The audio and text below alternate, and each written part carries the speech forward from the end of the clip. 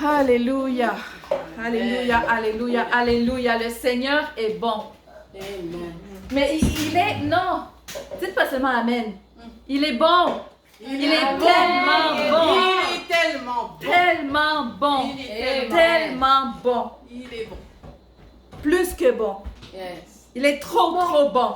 Amen. Des fois, on se dit... Les choses qu'il a fait dans ma vie, c'est tellement merveilleux que même quand j'ai dit merveilleux, ça ne représente pas tout ce qu'il a fait. C'est plus que merveilleux. Et quand on dit qu'il est bon, il est plus que bon. Parce qu'on ne méritait rien. On ne méritait rien.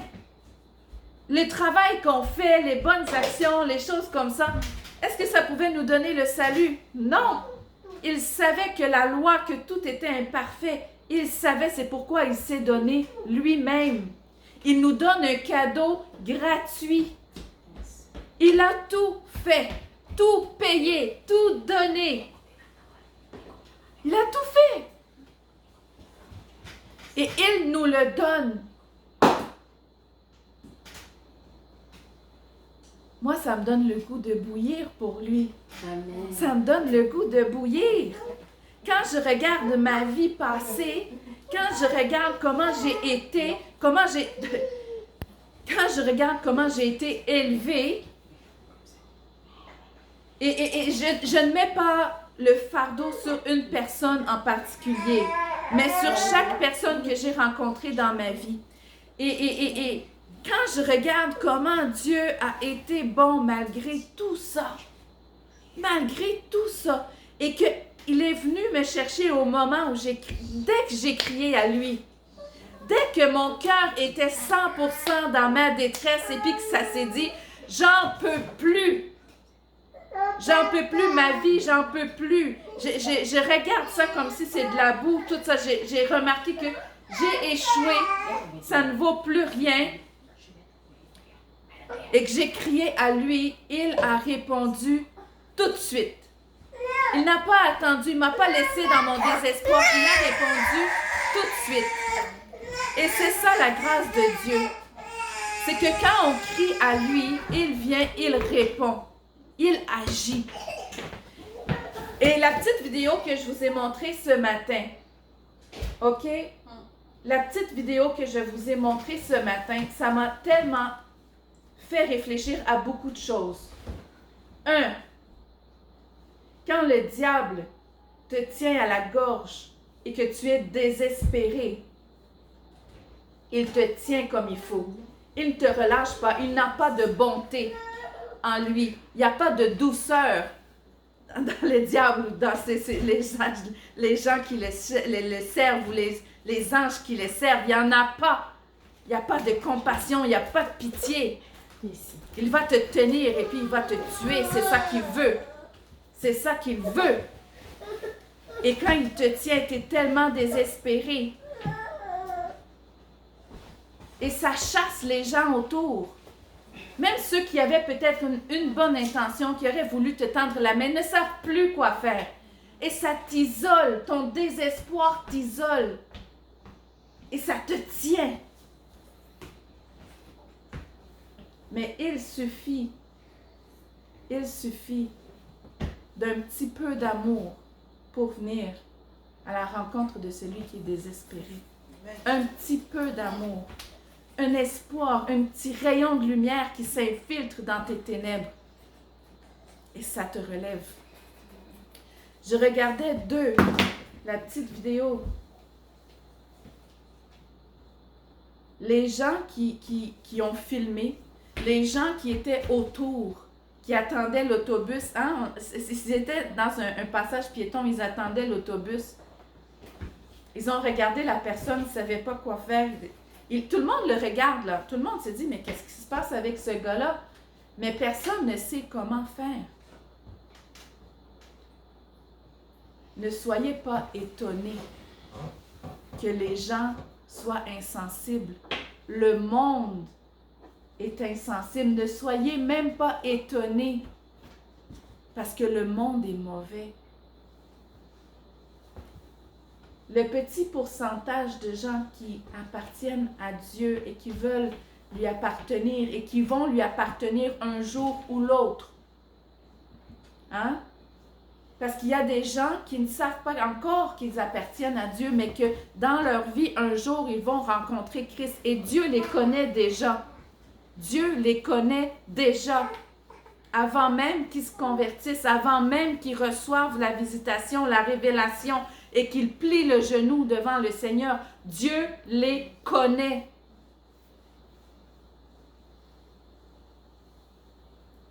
Mais pourquoi se choquer quand le monde qui sert le mal reste insensible devant la misère humaine? Et c'est là que Dieu nous appelle. Nous, les enfants de lumière, nous qui avons connu l'amour, nous qui avons connu la grâce, nous qui avons connu la miséricorde, nous qui avons connu le salut, nous qui avons connu la délivrance, nous qui avons connu la guérison, nous qui avons connu le mal avec son oh, Shekiria Santa. Nous qui avons connu le mal et qui après avons connu Dieu, c'est nous que Dieu appelle à se lever. C'est nous que Dieu appelle à se lever et à être ému de compassion devant la misère humaine, devant ceux qui sont perdus, devant ceux qui sont désespérés, devant ceux qui sont nus, devant ceux qui n'ont pas à manger, qui sont désespérés, qui demandent de l'aide. Et c'est pour ça, quand j'ai entendu Emma, qui est allée chercher une jeune fille au métro pour l'emmener prier avec nous, j'ai vu la compassion de Dieu agir. J'ai vu ma sœur bien-aimée qui s'est penchée vers celle qui était désespérée, lui apporter une bouteille d'eau. J'ai vu. Et j'ai béni mon Dieu. Parce que vous n'êtes pas restés insensibles et que j'ai vu que le Saint-Esprit agit en vous. Est-ce que Dieu resterait insensible à un cri de désespoir? Non. Mais parfois, l'homme est tellement désespéré, la femme est tellement désespérée qu'elle ne sait plus où envoyer son cri. Et ça prend les gens qui ont le Saint-Esprit, ça prend les gens qui ont connu la misère, ça prend les gens qui ont connu le salut pour aller donner l'espoir à cette personne-là. Et c'est comme ça qu'on sert Dieu, avec un cœur de compassion. Servir Dieu avec un cœur de compassion. Si tu restes insensible devant la misère humaine, si tu restes insensible devant la douleur, la souffrance de quelqu'un, si tu restes insensible, bien-aimé, pose-toi la question. Qui est-ce que tu sers? Si tu restes insensible, qui est-ce que tu sers dans ta vie? Si le Saint-Esprit ne te reprend pas, ne te corrige pas, ne te ramène pas dans les voies de Dieu, demande-toi qui est ton Père. Qui est ton Père? Est-ce que c'est le Père du mensonge? Non. Ou si c'est le Père tout-puissant qui a envoyé son Fils afin qu'on soit racheté? C'est un ou c'est l'autre. Ça ne peut pas être les deux.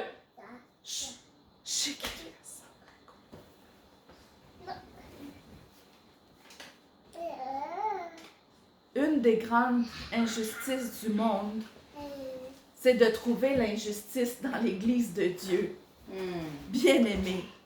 Une des plus grandes injustices du monde, c'est de trouver l'injustice, l'insensibilité, le mépris dans l'Église de Dieu. Écoute bien.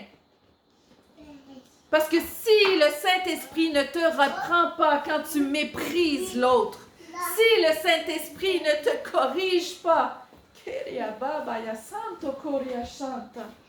si le Saint-Esprit ne te parle pas, qui est ton Père? Qui est ton Père? Mais si au contraire, ton cœur brille, si au contraire, ton cœur est touché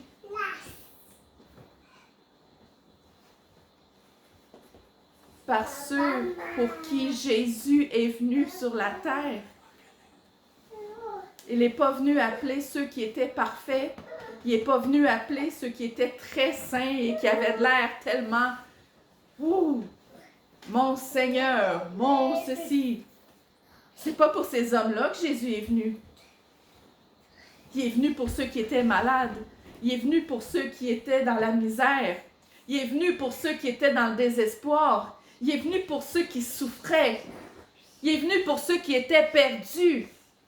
Il laisse les 99 qui vont bien pour poursuivre celle qui est perdue. Est-ce que c'est cet esprit-là qui est en toi? Est-ce que c'est cet esprit-là? Est-ce que ton cœur est touché quand tu vois que quelqu'un qui vient d'arriver dans le pays et qui est perdu, qui ne sait plus où je vais aller pour avoir de l'aide, où je vais aller, où... Est-ce que ton cœur est touché, bien-aimé?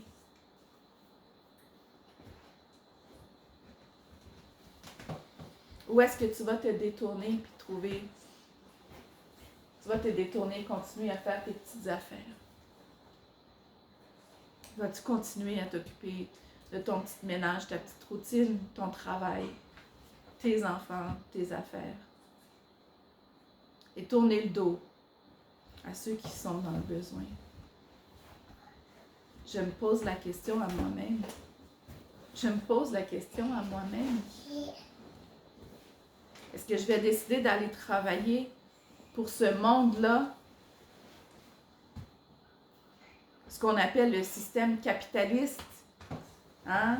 Faire des business pour avoir de l'argent, puis là, je vais rencontrer des gens, mais je vais leur parler de mon business, puis je vais faire des business, ou est-ce que je vais aller rencontrer les gens pour parler de Jésus, qui sauve, qui guérit, qui agit encore aujourd'hui et encore plus aujourd'hui, parce que la parole nous dit qu'il faut racheter le temps, car les temps sont mauvais. Quand on observe les choses de la vie, on observe le monde qui tourne autour. Même ceux qui ne croient pas en Dieu voient qu'on arrive à la limite. La méchanceté, le mal est tellement visible, même pour ceux qui ne croient pas. Combien encore plus nous qui avons la Bible dans laquelle tout est écrit, allons-nous être encore plus alertés? Jésus revient bientôt, bien-aimés. Jésus revient bientôt. Et c'est pourquoi je me réjouis quand on va faire nos cellules au pied du Maître, parce que c'est la bonne place. Parce que je sais dans le fond intérieur de mon âme, de mon cœur, de mon esprit, tout en moi reconnaît que c'est au pied du Maître qu'il faut aller. C'est au pied de Jésus qu'il faut aller. Et avant même d'aller à l'église, avant même d'aller célébrer, va au pied du Maître dans ta chambre, va te faire remplir par le Saint-Esprit, va te faire remplir. Puis va à ton église. Avant même d'aller travailler, va te faire remplir. Avant d'entreprendre un voyage, on va mettre de l'essence dans la voiture pour être capable de rouler les 200-300 km qui nous séparent de notre destination. Le matin, quand tu te lèves, va te remplir cette tank d'amour, de grâce, de miséricorde. Va la remplir pour être capable de faire ton 200-300 km qui va te rendre jusqu'au soir. Tu vas rencontrer des gens qui vont être dans la misère. Tu vas rencontrer des gens qui sont désespérés. Tu vas aller à l'épicerie. Tu vas Santa. Tu vas voir cette personne-là qui est complètement au bout du rouleau, cette maman-là qui n'en peut plus, cette personne-là qui ploie sous la douleur, cette personne-là qui est isolée depuis des années, cette personne... Et tu vas la voir avec les yeux de Dieu. Bien-aimé, tu vas voir les gens que tu rencontres avec les yeux de Dieu. Mais pour ça, va au pied du Maître. Et il y a quelques années, j'avais fait une exhortation et ça me touche encore aujourd'hui. Les plus grands miracles de Jésus se sont passés quand dans la parole de Dieu c'est écrit « Jésus ému de compassion ». Jésus ému de compassion fit ceci. Jésus ému de compassion fit cela. Jésus ému de compassion. Mon exhortation aujourd'hui. Laisse Jésus toucher ton cœur afin que tu sois prêt pour ses œuvres préparées d'avance. Afin de ne pas regretter le lendemain de dire « Ah, j'ai vu que telle personne avait quelque chose, mais je ne lui ai pas parlé. J'ai vu que telle personne avait une difficulté, mais j'ai passé à côté. Je l'ai ignoré. J'ai vu que telle personne à l'école est en train de se faire humilier, puis j'ai passé, j'ai rien dit. »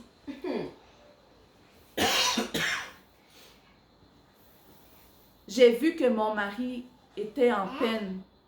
J'ai vu que mon mari était à bout et j'ai tourné le dos. J'ai vu que ma femme pleurait et j'ai fermé la porte, je suis partie. J'ai vu que mes enfants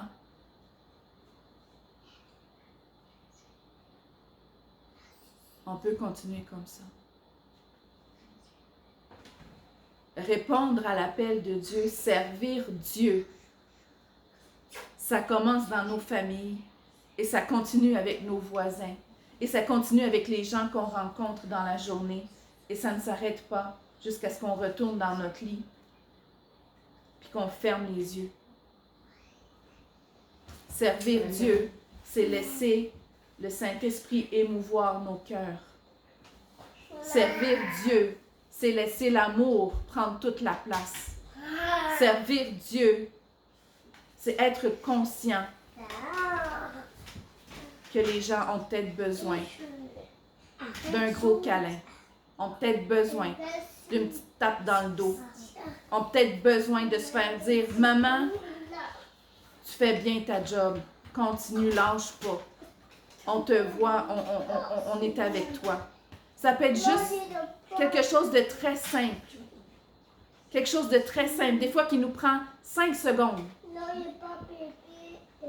Mais quand tu sens le besoin, sois le premier à te lever.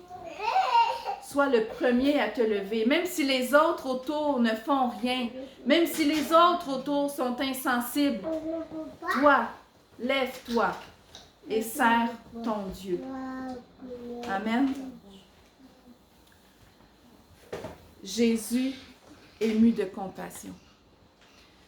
Seigneur mon Dieu, je te prie de laisser mon cœur encore s'émouvoir devant la misère humaine, devant la détresse, les pleurs, devant les frustrations souvent des parents que les enfants en font tout le temps trop, puis ils dérangent, puis que là, on ne sait plus quoi faire, puis que, Seigneur, laisse-moi être ému de compassion comme toi tu l'as été.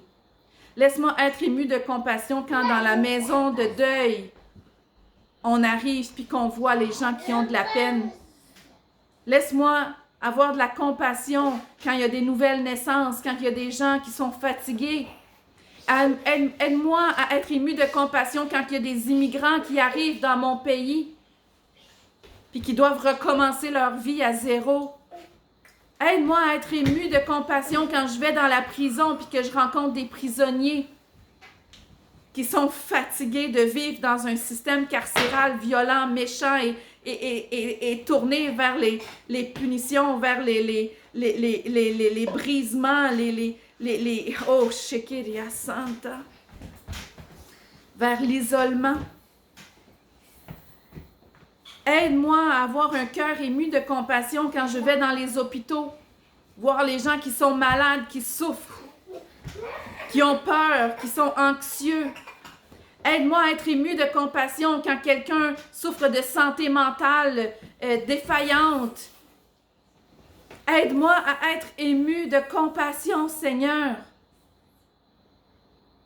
Aide-moi, je te prie, dans le nom de Jésus, à voir et à écouter, à être lent à parler, mais prompt à écouter. Lent à parler, mais prompt à écouter. Oh, Shekiria Santo. Aide-moi à être lent à parler, mais prompt à écouter et à recevoir. Avec toute douceur, avec amour, avec compassion. Dans le nom de Jésus. Amen. Amen.